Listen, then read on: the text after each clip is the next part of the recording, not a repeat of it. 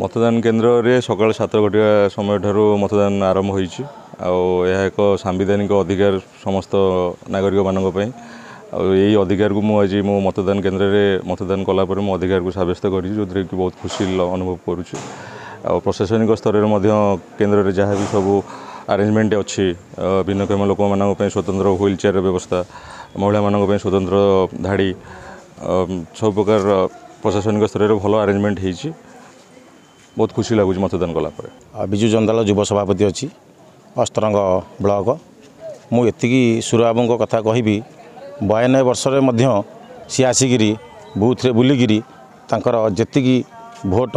से धन्यवाद देवा कथा सुरबाबू को मुझे कहूँ सुरबा पाखे आम ऋण रहीचु रही सुरबाबू हाथ में सब रही पुरी जिला आवाहक विश्वजित विश्वास यहाँ मो जन्ममाटी मुझे आसती बूथ को भोट देवाई